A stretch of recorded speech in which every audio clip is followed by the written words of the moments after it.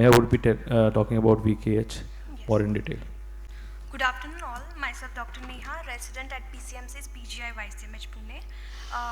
Heading to other case, Vogt-Kainagi-Harada syndrome, a reflection on rare case of panuveitis. VKH is a multisystem autoimmune inflammatory syndrome presenting with cutaneous, neurological, auditory and ocular manifestation, usually present in 3rd to 5th decade. Females have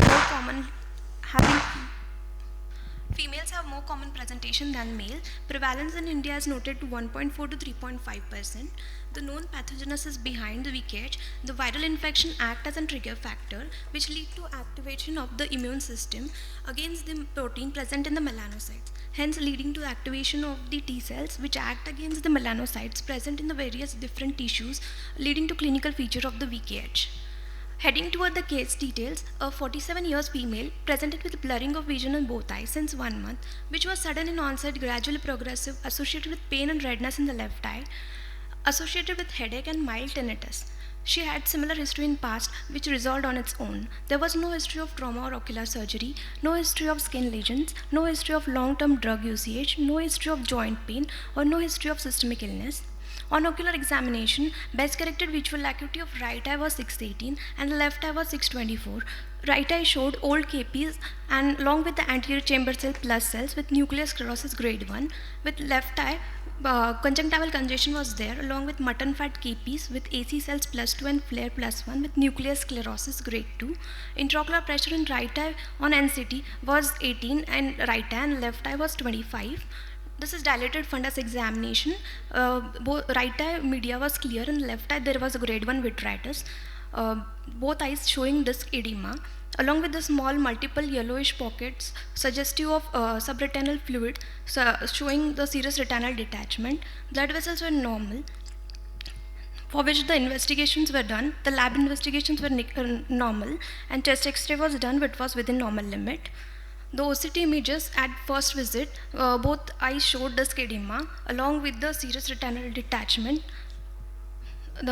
My patient, 47-year female, having the right eye anterior uveitis with nuclear sclerosis grade 1 with serous retinal detachment. In the left eye, it was panuveitis with nuclear sclerosis grade 2 with serous retinal detachment. Differential diagnosis for my case are Vogt-Kainagi-Harada syndrome, sympathetic ophthalmitis, tuberculosis, central serous retinopathy, and posterior scleritis. On the basis of history, clinical examination and investigation, my case is supposed to be a VKH, for which the treatment was given was the steroid pulse treatment, 1000 milligrams per day for 3 days. Then patient was shifted on the oral steroid tablet prednisolone 1 milligram per kg body weight for 6 months in the tapering dose.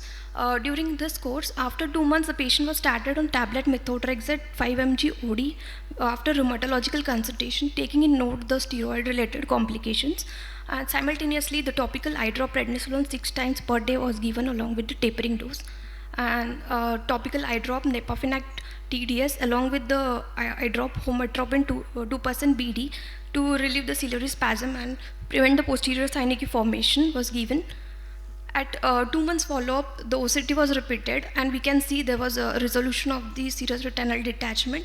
Along with there was a visual acuity was improved in right eye from 618 to 612 and left eye it was 624 to 618. Hence, according to revised diagnostic criteria of the VKH, our case fulfills the criteria of incomplete VKH. VKH have relatively better prognosis of 60% with visual acuity better than 612. Hence, aggressive high-dose oral steroids for at least. You can finish it. Aggressive high-dose steroids has to be given for 6 months. Inadequate dosage or duration may lead to recurrence, and if long-term steroids along with the chronic cases lead to complications like cataract, secondary glaucoma, subretinal fibrosis, optic atrophy. Hence, it requires a multidispensary approach. And take-home message for this case is good clinical suspicion aids in diagnosis of VKH. Can we have the next speaker? So, Neha, if you're presenting, I think angiography is essential part of presenting a VKH. So, you can have some other diagnosis coming up if you do not do FA. So, when you present any uveitis case, do not present only based on OCT. You need to present with FAs. So, thank you. Next time you will do better. Thank you.